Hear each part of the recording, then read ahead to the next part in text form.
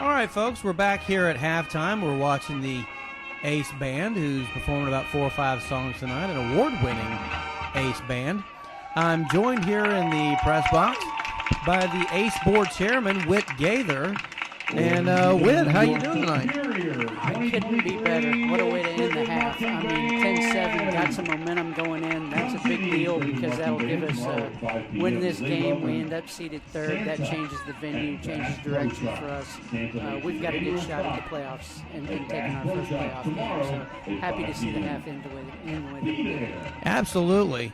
So, Witt, we appreciate you joining us. We've got a lot of family and friends out there in the Ace world who aren't able to come to the games. In fact, like Bryce Whitley, his aunt, lives out in California, and this is the only way she, gets to watch the games, but she's, so excited about it, and obviously it's nice to be able to hear us, calling the numbers and names and stuff.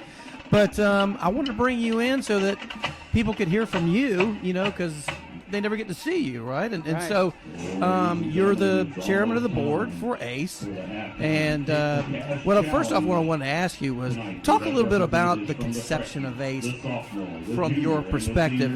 When did it first become a thing for you? Got it. Well, early on in the process, Laura and Esterine were doing some sensing sessions around the district. I think I went to the second one, and they just struck a chord with me. So this was before we even formed the founding board. At that point, we were still trying to figure it all out. We didn't have a location. We didn't have an idea about what it was going to take. We knew that we were going to open with what we thought we were going to do was open with middle school, and then we got a lot of pressure to open kindergarten through 5th grade, so we ended up opening K-8, and that turned out to be a very good thing for us. But I've been with it the whole time. It is absolutely something I fell in love with from the beginning. I'm a public school kid. I grew up all over the world. My dad was in the military, as was mine.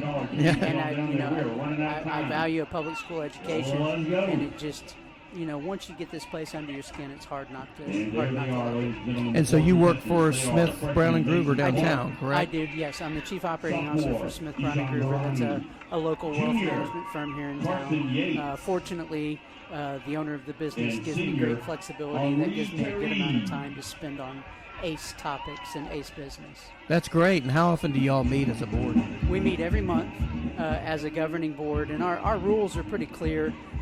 Some people get confused about the difference between a governing board and a philanthropic board and things like that. The bottom line is our board is charged with the fiduciary responsibility of the money that we receive from the state and the commission to do what we do. Right. And, yeah, that was one thing I was going to ask you about is, I guarantee you if you had all the ACE parents and family and friends all in one place and you asked them, hey, tell us what the board does, I'll bet you anything, 75% of the people would be like, we have a board? So do me a favor, just kind of pretend like, we're aliens and we just got here, right? And they go, really, ACE board? What is that? Tell us about what the board does and what your duties are. All right, so the board's duties really center around, as I said, the fiduciary responsibility with regard to the money that we have. Our primary goal, our primary responsibility is to hire the head of school. Additionally, the chief financial officer reports to the board. Other than that, the board doesn't have anyone else that reports directly to it. Our role is simple. At the beginning of every year, Laura stands at the entrance to the school, and she stands on the inside of the glass, and I stand on the outside of the glass. I commit to handle everything that's on the outside of the glass. She commits to handle everything that's on the inside of the glass. And we're supposed to be invisible. We're not supposed to be active in curriculum development. We're not supposed to be active in disputes or grievances or anything else like that. We are actually a governing board. Our rules are very specific. We handle the school. We handle the business of the school, not to be confused with the education of the students. Gotcha. So talk about the challenges you face right now as the board? Sure. And the primary challenge that the board faces, and I like to say it this way, our role is to try to make ACE as bulletproof as possible. We are subject to changes in the legislation. We are subject to any change with regard to any way funding happens for public schools. About half of our money comes from the Quality Basic Education Formula from the State Department of Education. And then we get a supplement from the State Charter School Commission that essentially replaces what we would see if we were a locally approved charter school. We were a locally approved charter school for the first 5 years through Bibb County. When we renewed for our second 5 years, we became a state school, and then we get funded. That kind of replaces what I'll call the local property tax revenue that's our share of that. Our job is to then judiciously steward that money to educate the 1,807 kids that cross our threshold every day. Our biggest challenge is to make sure that no matter what happens, that ACE has the longevity to succeed. We're getting great outcomes from our kids. Our faculty is second to none. We keep a really flat organization so that we don't spend a lot of money on layers. We put as much money as we possibly can into the classroom and into each student, and that is bearing dividends. That we're seeing dividends in the outcome of our students, and that's really what our objective is. We want to be the very best that there is. We've seen some really good performances on CCRPI data and our milestones data that suggest we're doing good things, but we're not satisfied with that. Until there's a measurement that we haven't maxed out, we're not going to be satisfied. Gotcha. So how much different is it running the board opened in 2014 then and running it now? Well, I got to tell you, it's night and day. For starters, we're not worried about whether or not we're going to make payroll. There were a couple of months in the early part where we were concerned that we would not make payroll. Fortunately, we had an angel investor who helped us with the building, and he was able to help us with rent payments and things like that. But the bottom line is we have now maintained some financial responsibility. We're getting paid what we're due for each of our children, and that's allowed us to put money behind the clock.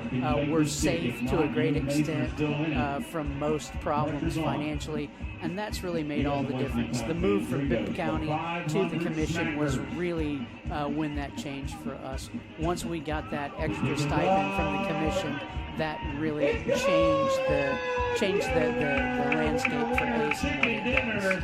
Gotcha. So we're getting ready to come back to the second half here, but the last thing I wanted to ask you about, talk about where you see ACE going in the next 5-10 years. What are the goals right now?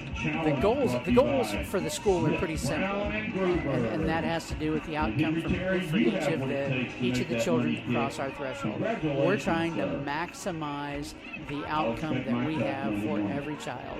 In 5 years' time, I see us as having a more mature athletic program, a more mature fine arts program. I see us getting better and better in terms of CCRPI outcomes and milestone outcomes. I see more and more opportunities for our kids to get even bigger scholarships for our students as they graduate, and that's going to pay dividends for both the community and for those individual kids. The bottom line is a lot of these kids still don't have the wherewithal to go to the very best schools because they're so expensive. As we get a reputation to get better and better, we've got colleges that are looking at us differently. That's the outcome that I'm talking about. That's the game changer for these kids, and that's the thing that keeps me up at night. Gotcha. Well, Witt, look, we really appreciate you joining us, and we really appreciate all you do, you and the board. I mean, you've really got this ship sailing in the right direction, and we all have a lot of fun here today. So, I mean, it's a classy place, And we've got a bunch of the coaches coming back in here behind us, climbing up on top of the press box. But, Witt, I just want to tell you again, thank you so much for joining us. We really appreciate it. No, it's my great good pleasure. To hear from you. My great pleasure. Thank you for having me. You got it. All right, folks. Well, we're about 5 minutes away from kickoff. But with that, we're going to go ahead and take a break, and we'll be back in a couple of minutes. Again, we thank Board Chairman Witt Gaither for joining us. JT's back in the building. Once again, the teams are exercising and getting ready to go back out on the field. So give us a couple of minutes. We're going to take a break, and we'll be right back.